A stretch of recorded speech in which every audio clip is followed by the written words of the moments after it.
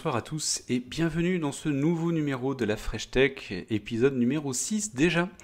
Donc écoutez, comme toujours, je suis ravi de vous accueillir sur ce nouveau plateau, comme vous pouvez voir, un peu étendu par rapport à ce que vous aviez l'habitude d'avoir jusqu'à présent. Et donc, on va pouvoir découvrir tout ça ensemble. On est toujours adapté au confinement, puisqu'on ne peut pas toujours être en studio. Donc, au menu ce soir, qu'est-ce que l'on a dans le sommaire? On a la présentation de notre invité qui est donc Alexandre Sutra, qu'on va découvrir ensemble dans quelques instants. On va également découvrir de l'accélérateur de start-up qui est Emera, dans lequel il travaille, et qui va pouvoir comme ça nous présenter. Comme toujours, pendant l'émission, vous pouvez poser vos questions, n'hésitez surtout pas. Soit c'est en lien direct, et dans ce cas c'est bon, on les prend immédiatement, soit c'est pas totalement en lien, et dans ce cas, on les reportera juste après, pour la fin de l'émission.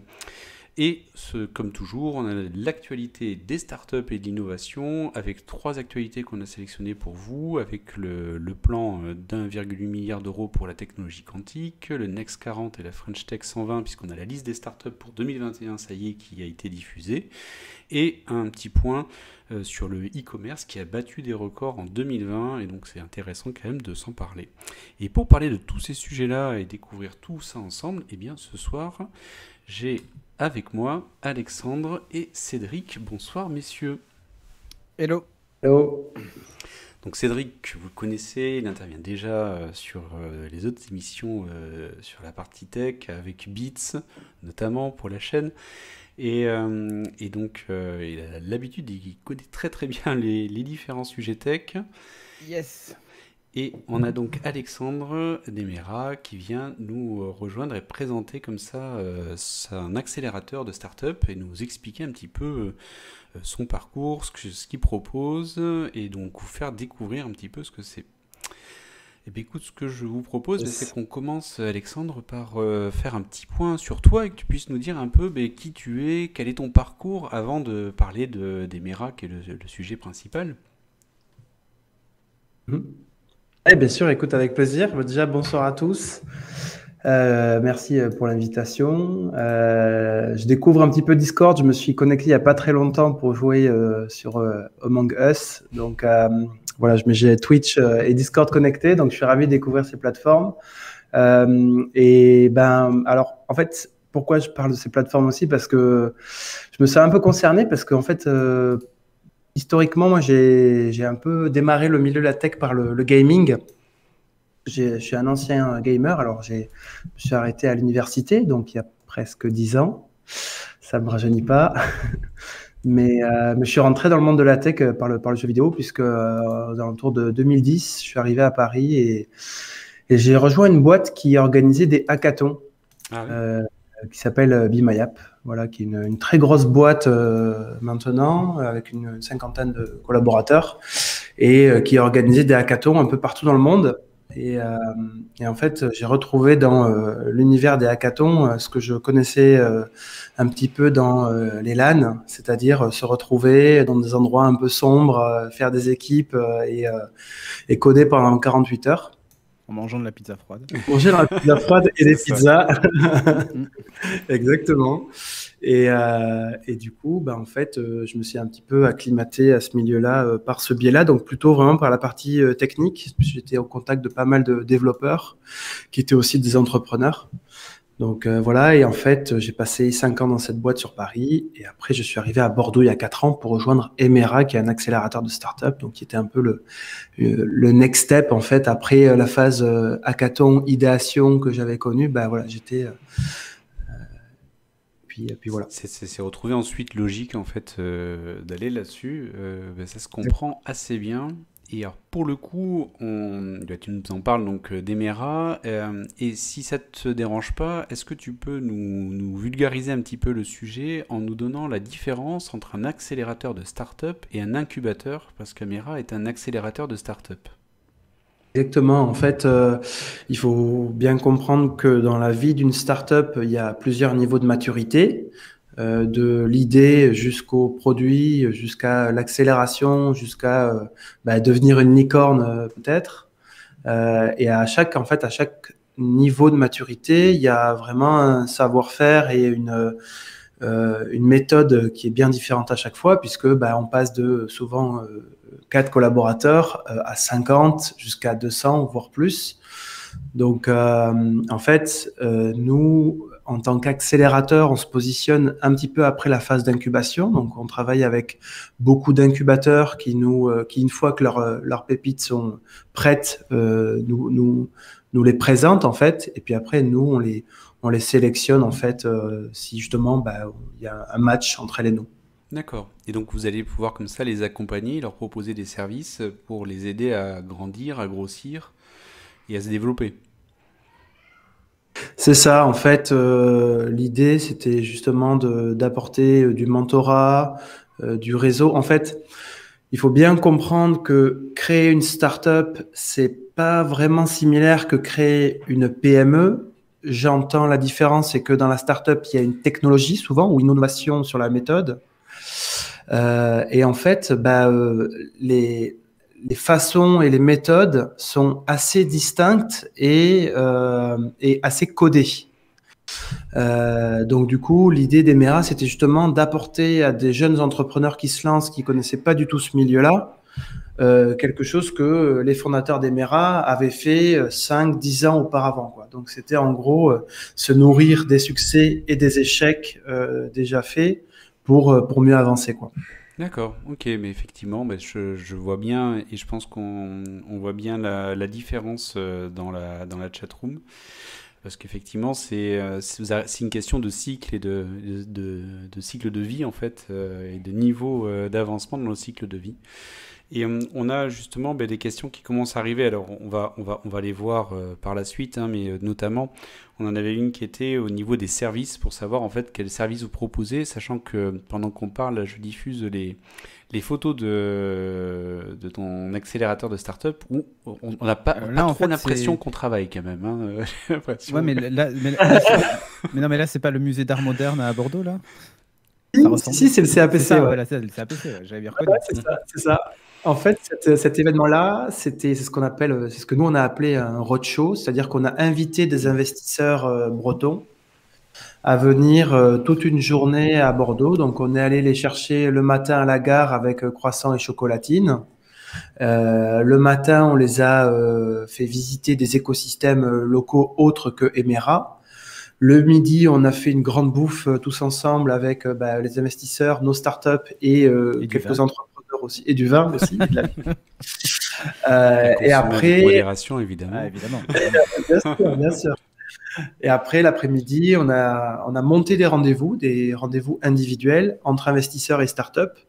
Et en fait, pendant 20-30 minutes, ils se parlent, ils se présentent, et puis après, ils savent plus ou moins s'ils veulent bosser ensemble ou pas. D'accord.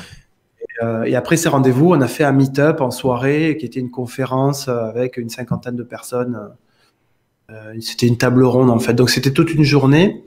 Et en fait, ce type d'événement-là, c'est un peu ce que nous, on propose. En fait, on propose, je vois que sur le chat, on demande quel type de service. Nous, notre service, c'est de l'accompagnement. C'est-à-dire que très concrètement, toutes les 2-3 semaines, on passe 4 heures avec chacune des boîtes. Grosso modo, c'est ça. En fait, et pendant 4 heures, elle nous expose ses avancées. Et nous, soit on va donner notre avis. On va dire, OK, ça, on pense que c'est bien. Ça, on pense que c'est moins bien parce qu'on l'a déjà fait et ça n'a pas marché. Tiens, essaye d'échanger avec cette personne-là. Lui, il pourra t'aider. Tiens, regarde, j'ai un talent qui pourrait te convenir. Bref, en fait, on leur fait gagner du temps. Oui, il y a beaucoup de mise en relation en fait pour les aider à se connaître aussi entre eux, ce qui n'est pas toujours évident. On a créé un réseau, quoi. Ben oui, créer tout son réseau. D'accord. Ouais, c'est ça. Enfin, on appelle même ça communauté, puisqu'on a, on a un gros groupe Meetup qui s'appelle Entreprendre à Bordeaux. Je vais le partager sur le chat. Quand on anime, alors bon, bien sûr, avec le Covid, c'était un petit peu complexe, mais on a fait quand même pas mal de webinars aussi. On a fait une dizaine de webinars pendant le premier confinement. Et l'idée, c'est toujours en fait, cette communauté, de leur proposer du contenu pour qu'ils se retrouvent, parce que dans 2 ans, en fait, on va se rendre compte qu'une des startups qu'on accompagne, ils se sont rencontrés sur un de nos événements. Donc, en fait, on facilite ces mises en relation et ces rencontres pour justement peut-être créer des belles histoires. On a Draxas dans le chat qui nous demande est-ce que c'est 4 heures par semaine ou par mois? Il me semble que c'est par semaine, hein, dans ce que j'ai entendu. En fait, ça dépend. Certaines boîtes vont demander, certaines boîtes vont être en levée de fonds en ce moment, donc elles vont demander une attention particulière, donc ça va être 4 heures par semaine, mais certaines boîtes sont déjà bien lancées, sont déjà sur un bon rail de croissance, donc elles sont moins demandeuses. Donc en fait, ça dépend du niveau de demande des startups. D'accord, ok, effectivement. Et donc, dans ce que vous proposez, en fait, est-ce que vous avez des éléments différenciants, en fait, au niveau de votre catalogue de services ou environnement? Alors, je vais juste avant de répondre à ta question, Oui, je vais, bien sûr. je vais répondre à une question qui a été posée dans le chat. Quel est le tarif en fait? Nous, Emera, en fait, on se rémunère pas. Enfin, ça pourrait paraître vraiment étrange, mais on se rémunère pas en service ou prestation de service. On demande aux startups qu'on accompagne de nous rétrocéder 5% de capital. D'accord. Ce qui fait qu'en fait, on a le même objectif, on est incentivé au succès ensemble. Et l'accompagnement ne dure pas 6 mois, 1 an. C'est vraiment tout le long du moment où on est encore dans la société. Il y a des boîtes, ça fait 4 ans qu'on les accompagne. Donc, Oui, donc c'est un peu, c'est du gagnant-gagnant pour le coup. Comme vous prenez une partie du capital, c'est tout votre intérêt, en tout cas, que la startup qu'elle avance, qu'elle réussisse, et que pour le coup, la part de capital que vous avez, si ça devient une représente licorne quelque à 1 chose. milliard, 5%, c'est pas mal. C'est ça. ouais, non, c'est vrai que en fait, c'est un ratio, puisqu'on les prend quand même assez jeunes, quand elles ont quelques Bah oui, bien sûr. clients, quand elles n'ont pas encore trop de collaborateurs. Donc, en fait, c'est aussi un pari pour nous. Il faut savoir qu'il y a beaucoup de boîtes avec qui on a bossé qui aujourd'hui n'existent plus. Ah bah Et c'est oui. ça, c'est le game Bien startup, sûr, en fait. bien sûr. Ben, l'échec fait partie de la vie, hein, de l'entrepreneur et du start-upper. Donc, même si nous en France on n'aime pas trop la notion d'échec, ça fait partie du développement. Ok, Et puis pour répondre à ta question également, comment on est différenciant? Alors en fait, il faut savoir que notre modèle d'accélération existe partout dans le monde, avec bien sûr les champions, les Américains. Il y a aussi un très gros accélérateur à Paris qui s'appelle The Family. Donc ils sont vraiment sur des modèles identiques. Et après, en fait, nos éléments différenciants à Bordeaux, c'est qu'en fait, tous nos mentors, ou 90% de nos mentors, sont des anciens entrepreneurs. Ils ont entre 5 et 10 ans d'entrepreneuriat dans les pattes. d'accord. C'est Oui. notre différence. Donc là, forcément, vous proposez en fait des personnes qui sont qualifiées, qui ont l'habitude, qui savent ce que c'est que ces activités-là, les prérequis nécessaires, les différentes étapes, comment les constituer, et qui ont aussi un réseau ou une communauté, comme vous l'appelez, qui permet comme ça de progresser et d'aller beaucoup plus rapidement dans les différentes phases. Et C'est ça. au niveau des gens qui les accompagnent, c'est purement local, du coup? Ce sont que d'anciens entrepreneurs locaux ou qui sont plutôt ancrés dans le milieu bordelais, du coup, j'ai envie de dire. Ouais, en fait, on essaye d'être un peu en Nouvelle-Aquitaine, mais effectivement, la relation mentor-startup, c'est quelque chose que tu as besoin de Oui, te c'est ça. voir, en fait. On a essayé par le passé de faire par la visio, etc., mais c'est très complexe. Il faut se voir, il faut se sentir, il faut se dire les choses, en fait, et par la visio, c'est quelque chose qu'on n'a pas réussi à faire, en tout cas. Ok. Ouais, c'est vrai que ça aide pas forcément, Voilà une idée de malheureusement. start-up pour. Mais ça fait partie justement des questions que l'on avait, qui étaient de savoir en fait avec la crise du Covid-19, de la Covid-19, est-ce que ça a eu un impact pour votre activité chez Emera et donc pour les startups que vous accueillez, je suppose en tout cas, et c'est ce que je crois comprendre dans ce que tu nous dis. Alors en fait, oui, je vais répondre à ta question et ça va faire aussi une boucle avec la dernière question qui a été posée. Je croyais qu'Emera, c'était que du coworking. En fait, il faut savoir qu'effectivement, Emera, c'est donc historiquement un accélérateur de start-up, mais qu'on a aussi une activité de coworking et événementiel. Donc, on a 3 lieux à Bordeaux qui sont ouverts à tous. Donc, vraiment, n'hésitez pas à vous y rendre et à toquer à la porte. J'y suis souvent, donc on pourra prendre un café. Et en fait, l'activité d'accélération des startups et le coworking sont totalement décorrélés. C'est-à-dire que les startups qu'on accompagne ne sont pas de facto dans notre coworking. D'accord. En tout cas, elles ont des avantages, des tarifs négociés pour y être, mais elles ne sont pas obligées d'y être. D'accord. Ok, donc elles ont cette liberté-là, c'est juste qu'elles ont la possibilité d'en bénéficier si elles le souhaitent. C'est ça. D'accord. Et en fait, nos espaces sont des espaces entre 1500 et 2000 mètres carrés qui sont pour l'instant dans le centre de Bordeaux. On regarde d'autres lieux en Nouvelle-Aquitaine, mais c'est encore embryonnaire. Et en fait, il faut savoir que ce sont des bureaux qui vont de 5 à 20-25 personnes. Or, on va dire, je dirais 30-40% de nos boîtes dépassent ce scope-là, en fait, ne sont pas, et ont tout intérêt à prendre leur bureau, puisqu'elles sont vouées à grossir davantage. D'accord, oui, bien sûr. Oui, c'est intéressant comme approche, puis effectivement ça répond à la question. Et au niveau de la crise donc, du Covid-19, je suppose que ça a dû impacter notamment le nombre de visiteurs sur site, même si vous avez dû vous repenser un petit peu tout ça pour respecter tout ce qui est distanciation sanitaire. Effectivement, tu fais bien de me ramener sur ce sujet puisque c'était la question initiale. Merci.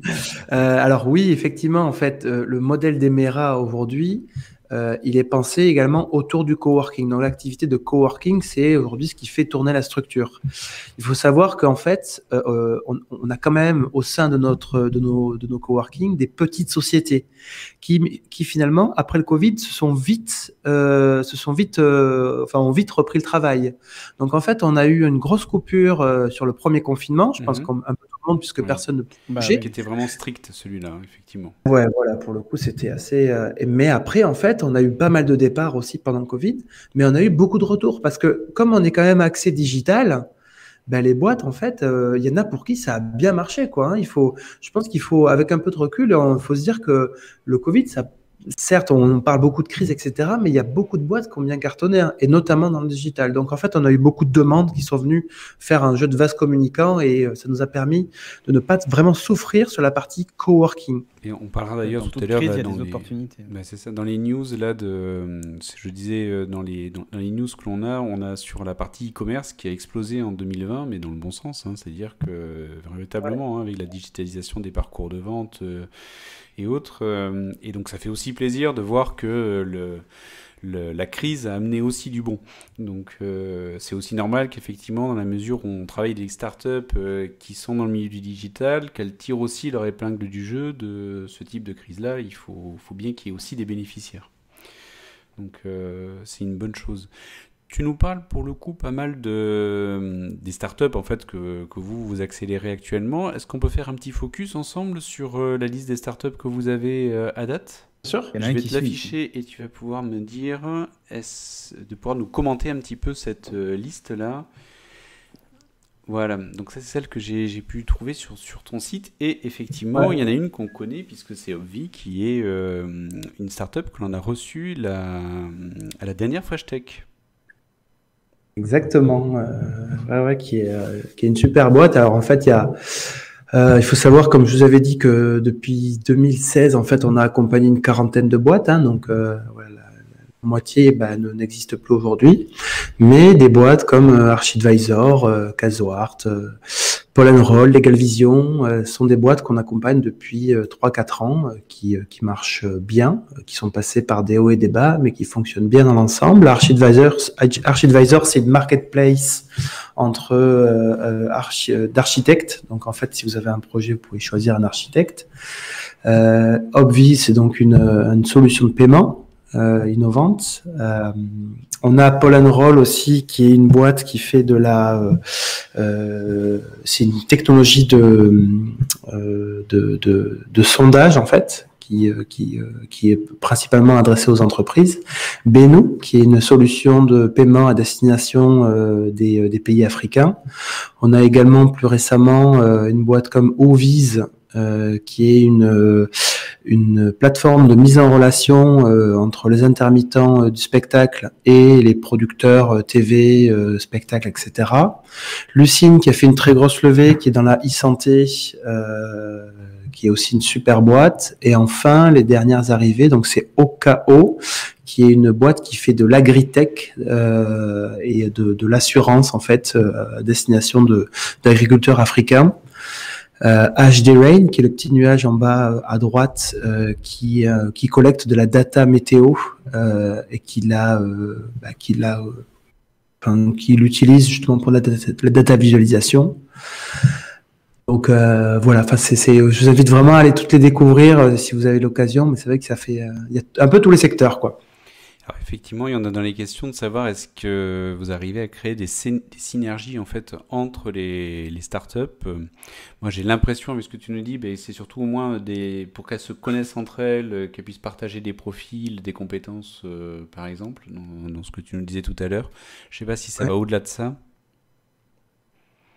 Si, non, c'est exactement ça. En fait, pour revenir sur la différence entre réseau et communauté qu'on évoquait tout à l'heure, nous, on considère que la communauté, c'est quand même plus accessible qu'un réseau. Donc, en fait, toute cette communauté d'entrepreneurs, justement, elle échange, elle interagit, et en fait, la grosse valeur ajoutée d'Emera, c'est justement de faire rencontrer tout ce monde dans nos lieux, en l'occurrence. Donc des investisseurs, des startups, des personnes qui arrivent à Bordeaux, qui connaissent personne, qui vraiment découvrent. Enfin, tous ces gens-là, on les accueille, des talents aussi, des développeurs bien sûr. L'idée, c'est de faire rencontrer tout ce petit monde dans nos espaces. D'accord, oui, effectivement. Écoute, très bien, ça nous permettait comme ça de voir un petit peu les startups qu'aujourd'hui vous accélérez, que vous accompagnez.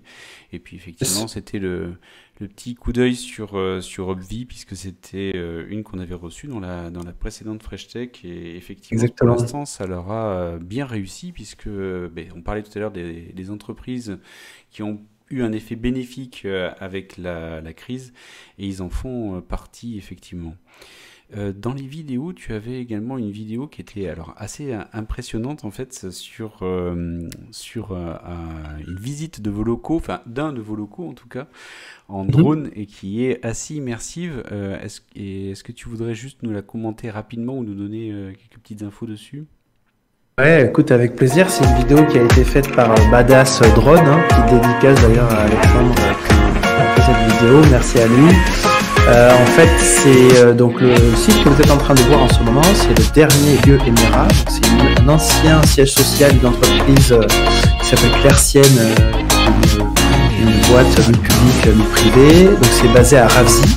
Et en fait, la force d'Emera, c'est de prendre des lieux, des grands lieux, puisqu'il y a 2500 m², et de les faire revivre un peu avec des locaux, des services partagés, des salles de réunion, des bureaux fermés ou en open space, et un coin cafétéria où tu peux mettre ta musique, tu peux prendre l'apéro, enfin vraiment des lieux de rencontre, en fait, des endroits où justement on peut se rencontrer, et des lieux de réunion aussi. Il faut savoir que moi, une grosse partie de mon activité à moi, c'est la partie événementielle, donc tout ce qui est autour des réunions, des conférences, des webinars, c'est moi qui m'en occupe. Et voilà, et effectivement, c'est assez immersif. Et il y a la même chose sur notre profil Twitter de Alemera, donc qui est une ancienne usine d'embouteillage Marie Brizard, donc qui est une usine de 2000 m² en plein centre-ville de Bordeaux, et que je vous invite à découvrir aussi. D'accord. Donc vous êtes à Ravzy, ok. On est à Ravzy, ouais. Pas loin de chez moi, du coup. Bah ouais, et puis Tech est pas loin, hein, du coup. Voilà, c'est ça, on est vraiment à côté. C'est... Ok. Parfait. Eh bien, écoute, très bien. Effectivement, c'est vrai que ça donne envie au niveau des locaux, hein. Enfin, on voit que vous avez mis une grosse importance de temps au niveau de l'aménagement, et donc c'est vrai qu'au niveau du coworking, ça donne aussi envie, hein, d'aller venir regarder un petit peu. Ah, mais là, on n'a pas envie d'être confiné quand il y a des locaux. D'ailleurs, la preuve, hein, c'est tu habites là. Ouais, j'y suis. Ouais, j'y suis. J'ai mon petit bouffe qui vient d'arriver là. C'est parfait. Ensuite, moi, ce que je voulais savoir, c'est combien est-ce que vous avez accompagné de startups depuis votre création, si tu as le chiffre en tête, et combien ont réussi à dépasser le cap de startup pour devenir des vraies entreprises. Je ne parle pas de licorne, hein, mais des entreprises qui arrivent à dépasser ce stade-là, en tout cas. Tiens, licorne, je sais qu'il y a plein de gens qui se posent la question. Ah oui, c'est vrai, dans tu as le chat, raison. mais en gros, c'est les entreprises qui sont, non, si je dis pas de bêtises, celles qui sont non cotées et qui sont valorisées à plus d'1 milliard. C'est la définition, je crois, qui est employée. Ouais, c'est ça. Bon, après, tu vas entendre un peu de tout, hein. En gros, la licorne, c'est la boîte qui cartonne, qui carbure. C'est le milliard. Voilà, c'est le milliard, c'est des boîtes. Là, en France, on parle de Blablacar, de Miracle. Aux États-Unis, ben voilà, tous les anciens, enfin tous les GAFA, tout ça. Enfin voilà, c'est des boîtes. Et on en a de plus en plus en France parce qu'on a de très bons devs en fait, de très bons techos en France. Enfin, je le dis pas parce que ça fait bien de le dire, c'est que parce que pendant vraiment 5 ans à Paris, en faisant des hackathons, j'ai croisé beaucoup de développeurs talentueux, et pas que à Paris d'ailleurs. Donc, effectivement, nous en France, on est très bons sur les ingénieurs. Après, on est un peu moins bons que les Américains pour entreprendre, faire du business, mais bon, ça s'apprend plus facilement que le code, je pense. Et voilà. Et parmi les boîtes Emera, en fait, il y en a, on va dire que là, actuellement, on en a une quinzaine encore en activité qu'on suit régulièrement. Et je dirais qu'il y en a 3 ou 4 qui vraiment s'en sortent bien.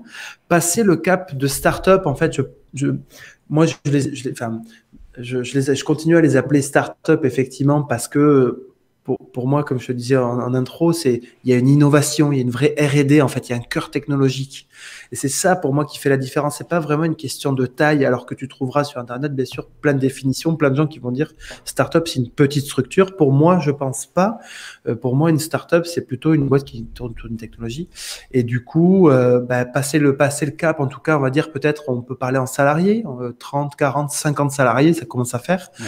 Il y en a, nous, on en a 3. Il y a Lucine qui a fait une levée il n'y a pas longtemps, Legal Vision aussi, qu'on accompagne depuis 2016. Enfin voilà, c'est assez. Ça fait plaisir pour le coup. Pour vous, c'est, ça fait plaisir de voir des startups comme ça qui commencent à franchir les étapes et qui grossissent avec une croissance qui est stable et durable en fait, pas une croissance non maîtrisée, on va dire.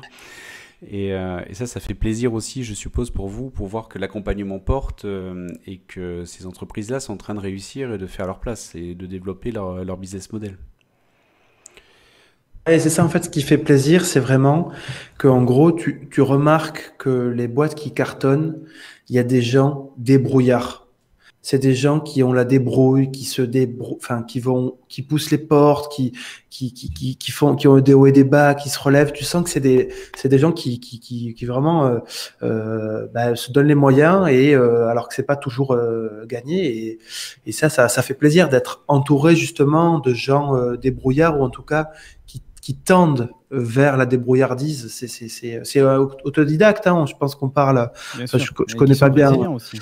Voilà, je sais pas, je connais pas bien l'audience ce soir, mais j'imagine que il y a quelques développeurs autodidactes dans le lot. Enfin voilà, donc voilà, c'est cet état d'esprit, ce mindset, aller se chercher l'information, chacun. Ouais, voilà, c'est ça qui est agréable en fait et sain. Ouais, effectivement, c'est un état d'esprit aussi qui va avec, hein, effectivement.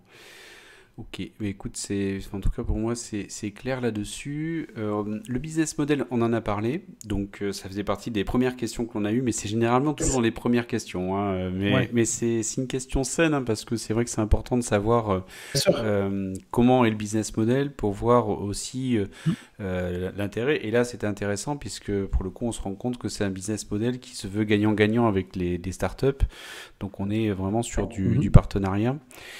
Sur les autres points, en fait, c'était savoir si vous avez d'autres projets qui sont en préparation pour continuer, en tout cas, à proposer de nouvelles choses et vous aussi d'être un petit peu en esprit start-up et vous réinventer et vous mettre des challenges. Ouais, alors du coup, sur le coworking, on regarde d'autres lieux, on regarde des villes des villes moyennes plutôt, comme La Rochelle, Limoges, Poitiers, Dax, où en fait on a des opportunités, des bâtiments entre 1500 et 3000 mètres carrés qui sont bien positionnés et qui dans des quartiers où ça bouge pas trop. Et nous, en fait, on amène un peu ce savoir-faire et on transforme en fait le lieu. Sur la partie accélérateur, on aimerait bien, enfin en tout cas, on est en train d'y penser très fortement.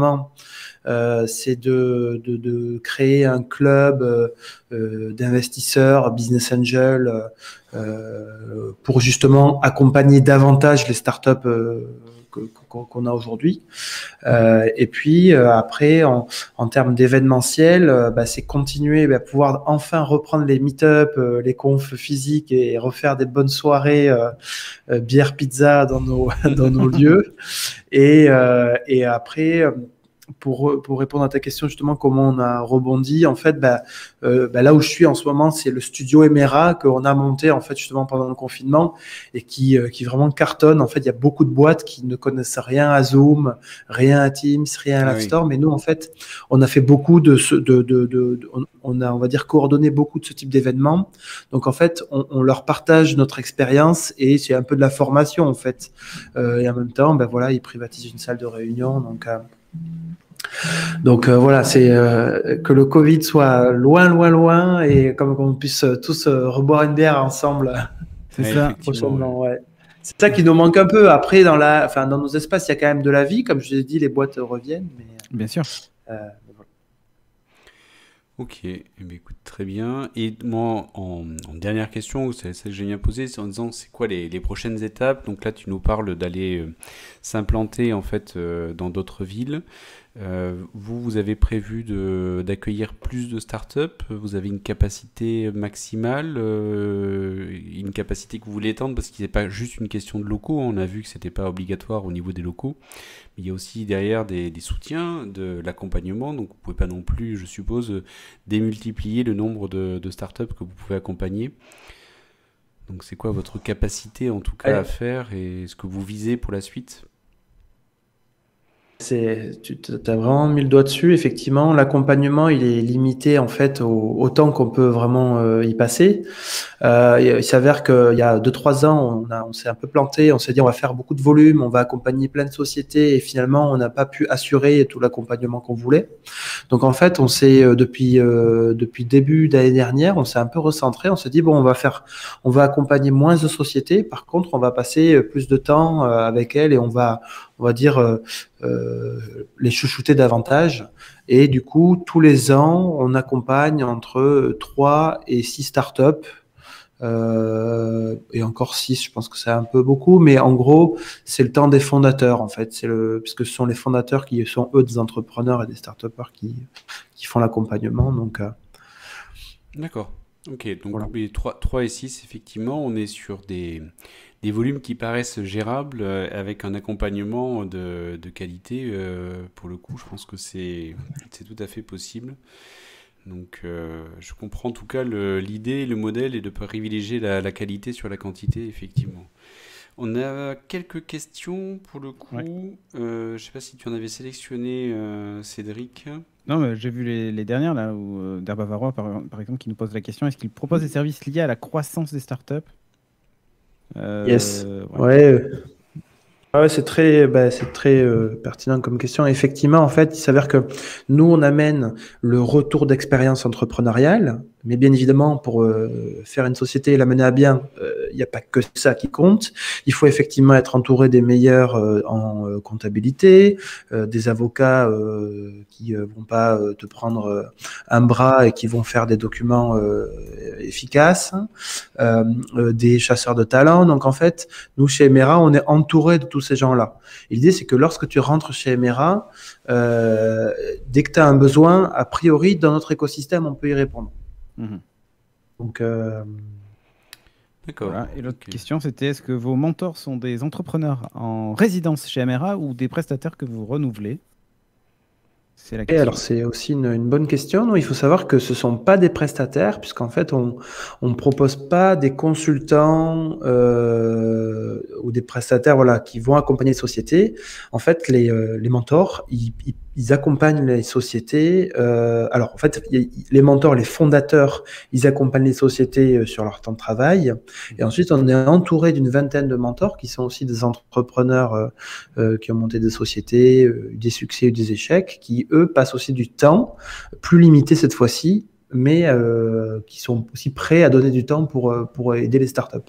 Donc, c'est pas un rythme de tous les mois ou toutes les 2 semaines, mais en revanche, dès que tu as besoin de discuter sur « Ah ben tiens, Sébastien de l'addition, il a il a levé 5 millions, il avait besoin de recruter une équipe de tech de 50 personnes. Bah tiens, déjeune avec lui parce que toi, ça va t'arriver bientôt. Et voilà, l'idée, c'est vraiment toujours dans ce retour d'expérience, en fait. Et en fait, dans la position de mentor, il n'y a pas une position de sachant, apprenant. Apprenant, ouais, ok. Voilà, c'est vraiment même niveau. Ok, voilà comment j'ai fait, ça a bien marché, ça n'a pas C'est un marché. partage Maintenant, d'expérience en fait. exactement. Maintenant, tu te débrouilles, quoi. Voilà, il y a pas on essaie de pas avoir, en tout cas, cette posture de dire, bah attends, moi j'ai tout fait. Non, non, pas du tout. Oui, ça évite la condescendance aussi dessus. Ça évite la condescendance et tu fais bien d'en parler parce que ça, on pourrait croire, alors, et bon, pour être dans le milieu aussi depuis un moment, il y a quand même dans la presse qui parle de certaines choses, il y a bien évidemment ce côté un peu condescendant qu'on pourrait percevoir dans la tech, que je confirme hein, pour information, que je trouve parce qu'on parle avec un certain langage et des fois moi-même sans le vouloir, je me dis mais mince, en fait c'est pas accessible à tous. Mais Les du coup, disrupteurs de LinkedIn. voilà. Donc en évidemment. fait, si tu veux, ça devient une espèce de boule boule de fumée qui est Ouais, une incompréhensible. caricature. Hein. Voilà, et tu te dis, mais en fait, C'est ils parlent de caricature. quoi, les gars? Donc il faut faire attention parce que c'est pas les gens qui communiquent le plus qui ont les boîtes qui sont en meilleure croissance. Et j'ai même tendance à dire au contraire. Même si ceux qui communiquent le plus sont pas forcément mauvais, mais c'est ceux qui communiquent le moins qui sont souvent les meilleurs en fait. Enfin, donc il faut bien les chercher pour les trouver, et ça c'est pas facile. D'accord. Est-ce qu'il nous restait des questions ou est-ce qu'on a fait le tour sur tout ça? Je pensais que Cédric était en train de parler. Est-ce que Non. tu as vu d'autres questions, toi, Cédric, au fur et à Ben, mesure? je regarde justement, mais, Ok. mais non, j'en ai pas d'autres Eh bien, immédiatement. écoute, moi je trouvais vraiment que c'était vraiment très intéressant. C'était, en tout cas pour moi, vraiment important qu'on puisse recevoir, pour une fois, changer un petit peu, et pas que une start-up, mais cette fois-ci un accélérateur de start-up, pour venir un peu nous apporter une vision différente qui accompagne et qui fait grandir. Et je trouvais que c'était assez enrichissant et ça me fait plaisir toutes les questions qui ont pu être posées là parce qu'on a vu que ça a vraiment animé. Et dans ceux qui suivent en direct, on en a aussi qui ont des startups, donc qui vivent un peu tout ce que tu as pu décrire dans les différentes phases. Donc c'est intéressant que tu puisses interagir avec eux. Pour ceux qui sont en replay, et qui sont devant leur écran en train de se dire mince, j'avais une question à poser, mais n'hésitez pas à les mettre dans les commentaires. On va voir avec Alexandre pour qu'il puisse venir regarder et répondre s'il y avait besoin et apporter. C'est vraiment sympa.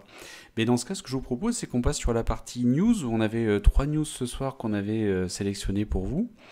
Donc on va démarrer avec la première. Donc la première, c'est la fin de suspense pour les entreprises de la tech française, puisqu'on a Cédric O, le secrétaire d'État, qui a présenté la liste des entreprises sélectionnées pour le classement donc Next 40 et French Tech 120. Donc vous les avez là affichés. Donc pour rappel, hein, l'objectif c'était d'accélérer le développement des sociétés retenues. Et donc ce qu'il faut savoir, c'est que les entreprises qui sont choisies ici ont d'ailleurs créé 10 000 emplois l'an dernier. Donc c'est important et ce n'est que le début évidemment. Donc sur l'édition 2021, on a une sélection qui va reposer comme chaque année sur plusieurs critères. Comme toujours quand il y a des sélections, il y a toujours aussi des critiques hein, sur les sélections, hein, effectivement. Et ce qu'il faut savoir en fait, c'est qu'il y a plusieurs critères qui sont déterminants, avec des critères et des caps hein, pour pouvoir arriver à être sélectionné. Et puisqu'il faut un chiffre d'affaires supérieur à 5 millions d'euros par exemple, une croissance annuelle de 30% sur les 3 derniers exercices. Donc voilà, on a des critères qui sont quand même assez élevés et qui viennent sélectionner et filtrer les différentes sociétés. Ensuite, il y a également un critère géographique, puisqu'ils font en sorte que toutes les régions de France soient représentées. Et d'ailleurs, en Nouvelle-Aquitaine, on a 2 sociétés, 2 startups qui ont été retenues, qui sont d'ailleurs les 2 mêmes que l'année dernière. Donc en tout cas c'est parti, ça continue d'avancer et ça fait plaisir de voir qu'on a des listes qui sont constituées, qu'on cherche à faire accélérer nos pépites françaises pour les faire grossir et faire en sorte qu'elles puissent devenir peut-être un jour pour certaines, on en a parlé tout à l'heure, des licornes. D'autres points que vous vouliez éventuellement rajouter sur cette news là ? Non, on voit que dans la liste, il y a quand même déjà des très gros noms. Il y a du lourd dedans. Oui, quand on voit Ouais, il y a- Nvidia, Mano Mano, VH Ouais, Cloud, OVH VP, Cloud, ouais. VP, on a du mal à imaginer que ce soit encore Ouais. considéré comme une startup, mais faut se dire que c'est pas uniquement des startups. C'est-à-dire que le Next 40 et le French Tech 120, c'est des boîtes tech. Enfin, Sigfox aussi, c'est plus une startup depuis longtemps. Shadow, à la limite encore. Mais c'est pas que ça. Et d'ailleurs, il est écrit sur le petit, avec la petite étoile, les startups en rouge. Alors c'est vrai que quand on lit les startups en rouge et que dedans on voit Mano Mano, Blablacar, c'est vrai qu'on a du mal à imaginer que ce sont encore des startups, quoi. Et pourtant, Mano Mano en fonctionnement c'est très proche de la startup, Doctolib aussi, Brut aussi, Blablacar aussi, Back Market, même Deezer, finalement ça reste un fonctionnement très startup. Mais oui, OVH Cloud, ça fait longtemps que ça existe. Ouais, c'est quoi la définition de startup? Et là, c'est là en fait que Mais les, on que en les parlait tout à l'heure critiques, avec Alexandre, hein, d'ailleurs. Donc, c'est ça, c'est là que les critiques tombent. Je pense que Ouais. la petite étoile rouge, ça devrait plutôt être juste, enfin, les startups en rouge, du coup, ça devrait plutôt être ces entreprises en rouge ont été sélectionnées au sein du programme Next 40 et pas ces startups, parce qu'effectivement, on a du mal à imaginer qu'OVH Cloud puisse être considéré comme une startup, par exemple, aujourd'hui en 2021, quoi. Donc, Ouais, c'est sur le label French Tech, en fait. c'est C'est ça, vrai en fait. qu'ils mettent beaucoup de choses, hein. Donc, c'est vrai que c'est plus trop des startups, mais en fait, voilà, elles ont toutes des technologies. Mais bon, voilà, c'est un état d'esprit aussi, hein. On dit, voilà, c'est un mindset. Ouais. ouais, Exactement. tout à fait. Donc, voilà, il ne faut pas se fier à c'est uniquement ça. Il y a énormément de startups qui rentrent dans ces critères-là, d'ailleurs, qui n'ont pas été retenues, qui ont même d'ailleurs certaines pas postulé. Certaines ont postulé, n'ont pas été retenues pour des raisons simples, c'est qu'il y a cette fameuse histoire de territorialité quand même, Ouais. qui est hyper importante dans le Next 40 et dans le French Tech 120. Le but, c'est que ce ne soit pas que des boîtes parisiennes.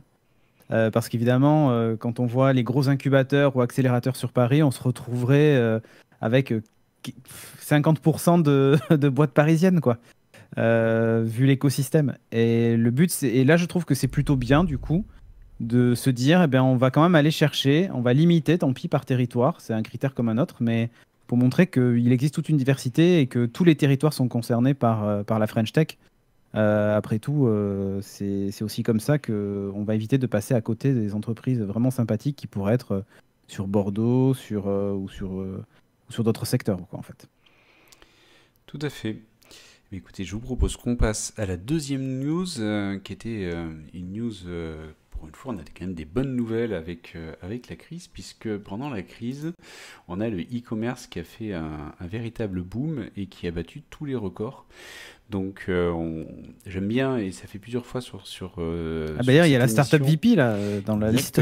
Exactement.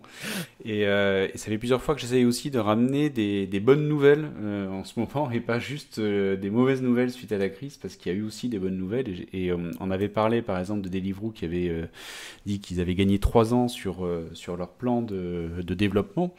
Et donc on voit en fait qu'au niveau de l'e-commerce aussi, ça a fortement profité. Et certes, ça a profité à Amazon parce qu'on en a beaucoup parlé, mais ça n'a pas profité que à Amazon, puisqu'on voit qu'il y a beaucoup d'autres enseignes qui en ont largement profité. Ouais. Et donc on les voit ici listés avec Cdiscount, la Fnac, Vinted, Carrefour et ainsi de suite. Et Ouais, donc et dedans, on d'ailleurs, retrouve je des suis étonné Français. de ne pas voir.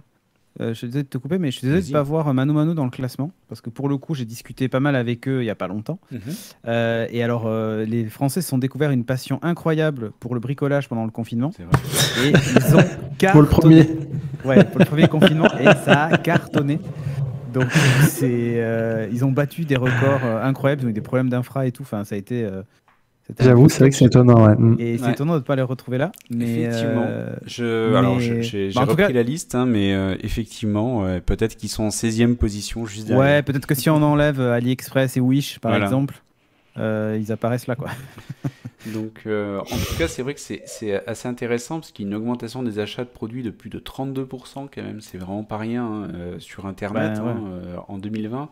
Et le secteur de la beauté et santé et des produits de grande consommation enregistre des croissances encore plus fortes, hein, puisque sur la beauté et santé, c'est 52%, et sur la grande consommation, on est à 42%.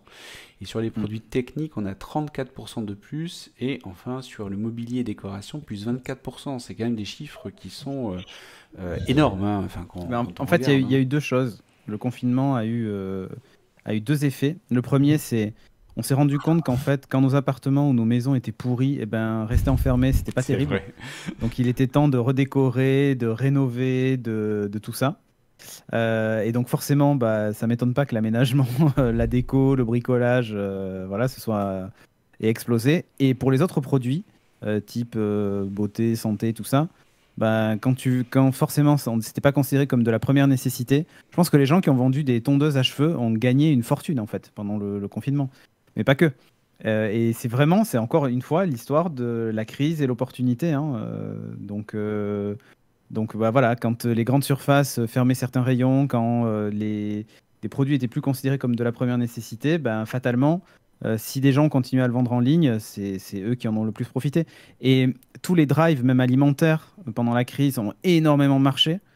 Les Chronodrive, les Uber Eats, toute la livraison de nourriture, même Amazon. En fait, Amazon, la livraison de courses par Amazon a explosé. Ouais, tout à fait. A explosé. Et c'est assez fou, quoi. Donc, ouais, c'est pas étonnant. Donc en Pas tout étonnant. cas, ça nous fait rentrer dans le monde d'après. Je ne mets pas de jugement sur ce qu'il est bien ou est-ce qu'il n'est pas bien, mais en tout cas, on y va. Non, non. On n'a pas le choix. Donc on y rentre plein pot. Ça nous met dans la digitalisation. Et ça crée, et malheureusement par contre ça vient augmenter fortement la fracture numérique entre ceux et les commerçants qui ont une plateforme de vente digitale et par exemple un relais pick-up pour pouvoir récupérer les colis ou l'envoi, et les commerçants qui n'ont pas franchi le pas et qui continuent à faire uniquement du physique et qui ne sont pas sur un modèle multicanal. Voire même pour aller vers de l'omnicanal. Donc, et ça, malheureusement, c'est le pendant dont on parle beaucoup, j'en ai pas parlé ce soir, mais qui est que ceux qui n'ont pas fait cette démarche-là, et aujourd'hui se retrouvent de plus en plus en difficulté parce que le modèle de consommation est en train de fortement évoluer, et là où Deliveroo nous disait 3 ans de différence, je pense que sur la partie e-commerce, on a au moins 1 à 2 ans qui ont été là, pris, aujourd'hui, ouais, aujourd'hui, tu es commerçant, tu n'as pas de site internet, tu fais pas de click and collect, ou même juste tu n'as pas un site internet qui indique que tu es ouvert, tu es mort, en fait. Ouais. En 2021, tu es mort. En tout cas, c'est très compliqué, clairement. Mais le moindre restaurateur, le moindre artisan se met à avoir un site web, à faire du click and collect. S'ils ne veulent pas passer par les plateformes, ils peuvent le faire eux-mêmes. Enfin, voilà. Et moi, je le vois parce que mes étudiants ont saisi l'opportunité. C'est-à-dire qu'il y en a combien qui ont monté des sites web ultra rapidement à base de WooCommerce ou de Shopify pour faire du click and collect, et qui se récupèrent un petit peu d'argent pour payer les études ou le loyer.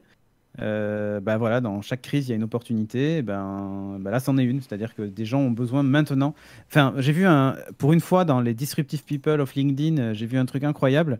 C'est quelqu'un qui disait en gros le poids de la prise de décision dans la transformation numérique des entreprises.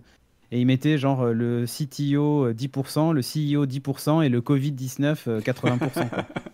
Et on parle d'accélérateur avec Emera, là, le Covid-19, c'est un catalyseur de transformation numérique, en fait. Effectivement. Donc voilà. Bon, en tout cas, voilà, c'était pour partager aussi les bonnes choses, les transformations qui ont été accélérées avec cette crise-là. Et la dernière news sur laquelle je voulais qu'on partage ensemble, c'est donc le plan d'investissement d'1,8 milliard d'euros pour la technologie quantique qui a été annoncé donc par le président Emmanuel Macron. Donc là, on est notamment, après les annonces sur la partie intelligence artificielle, on a les technologies quantiques qui sont jugées stratégiques. Et même si on est encore au stade de recherche pour la majorité d'entre elles, le but c'est de faire de la France un des leaders dans la recherche dans ce domaine. Bon, je ne sais pas si on sera un des leaders, mais au moins en tout cas qu'on soit avec pas trop à la 1,8 traîne. milliard, j'ai un doute qu'on soit des leaders. Donc pas trop à la traîne au moins, en tout cas, voilà, c'est ça. sur le sujet. Donc c'est sur un plan qui est sur 5 ans, donc avec une enveloppe d'1,8 milliard d'euros. Et dedans, en fait, il y a de nombreux secteurs qui sont concernés. Il y a la défense, la santé, l'industrie, la logistique. En fait, tous ces secteurs-là pourront bénéficier donc des avancées de la technologie quantique. Et là, effectivement, on arrive à un tournant.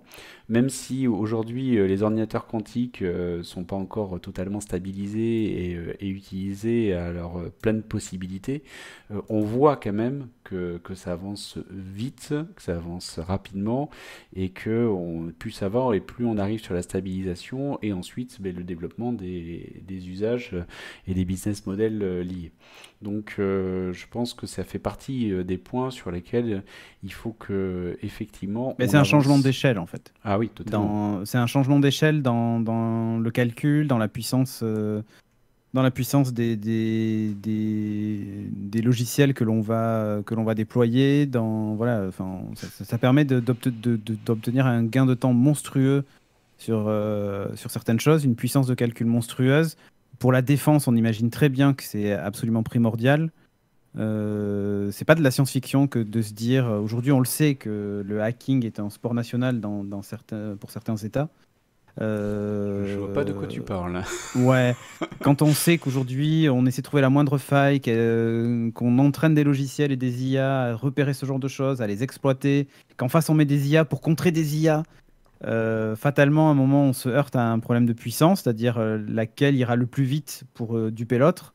L'informatique quantique, c'est typiquement le genre de technologie qui donne un vrai avantage stratégique à ce genre de choses, quoi. Alors, tout à fait. Voilà. Et on parle aussi sur la cryptographie, puisque ça fait partie des points que l'on a aujourd'hui, avec les ordinateurs quantiques qui seraient à un stade véritablement de mise en œuvre opérationnelle. On a d'énormes sujets sur la cryptographie, et on serait dans ce cas sur ce qu'on appelle la cryptographie post-quantique, et sur lequel d'ailleurs dans le plan d'investissement est prévu 150 millions d'euros. Donc il y a un truc intéressant quand même avec ça. Identifié.